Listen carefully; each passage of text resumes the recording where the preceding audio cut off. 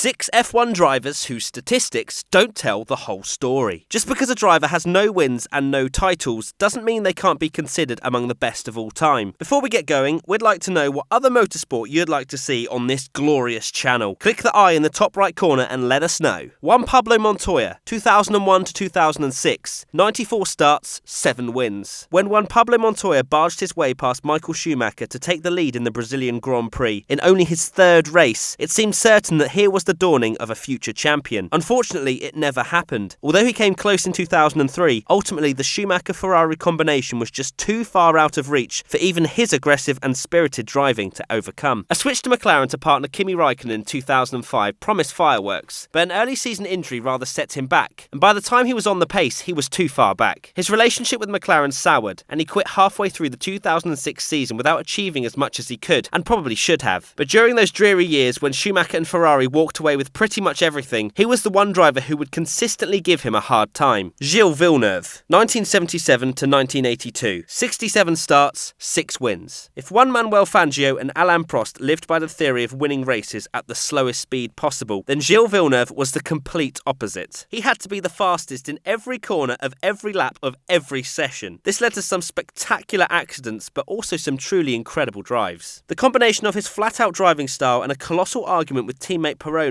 led to his death in qualifying at Zolder in 1982, cutting his career tragically short. But in that short career, Gilles did many incredible things, from being fastest by 11 seconds in a wet practice session, to driving his car flat out with 3 wheels, to managing to win races with an absolute dog of a car, and so much more. Gilles cemented his place as an all-time great. ELIO de Angelis, 1979 to 1986, 108 starts, 2 wins. ELIO de Angelis was probably born in the wrong era. At a time when the sport was becoming ultra-professional, his laid-back, old-school approach to racing probably didn't help. He won 2 races, and even those could be argued as being somewhat lucky. 3-leaf clover, isn't it?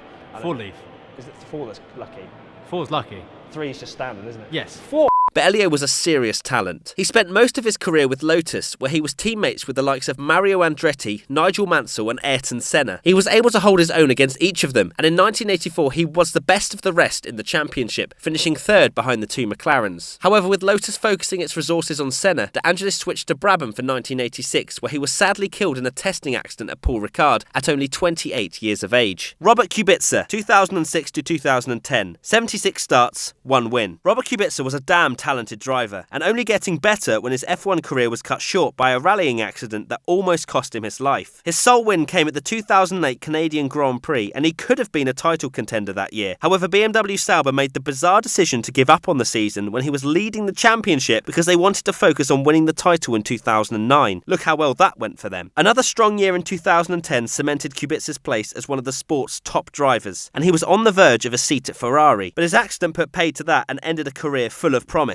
Or has it? Chris Amon, 1963 to 1976, 96 starts, 0 wins. Yep, it is of course time to churn out the greatest driver to never win a World Championship Grand Prix cliché anytime Chris Amon gets mentioned, but that doesn't stop it being any less true. On many, many occasions, Chris Amon found himself in the lead of a race, only to be scuppered by a mechanical failure or some other bizarre failure, such as at Monza in 1971, when the visor on his helmet came off. 1968 was Amon's cruelest year. He and Ferrari were pretty much the combination to beat all season, but a string of car failures whilst running at the front meant he only finished 10th in the title race, when he should have probably have been champion. He's the very definition of how irrelevant stats can be when it comes to great drivers. Jean Alesi, 1989 to 2001, 201 starts, 1 win. Jean Alesi was so good in his first couple of seasons with Tyrrell that he had the choice of going to Williams or Ferrari for 1991. He went with his heart and chose Ferrari, just as they were entering a slump, while Williams went on to dominate much of the decade. Oops! That basically sums up why his career stats aren't that great. But even with a mediocre Ferrari, Alesi was something to watch. His incredibly aggressive style won him legions of fans, and he was one of the best when it came to driving in the wet. His only win came at the 1995 Canadian Grand Prix, and there could have been plenty more, but Alesi was never the luckiest driver. A switch to Benetton in 1996 didn't change his fortunes, and he saw out the rest of his career with Sauber, Prost and Jordan, while still showing glimpses of the driver that gave Senna a run for his money with a Tyrrell. Which other drivers do you think didn't fulfill their potential? Let us know in the comments section below.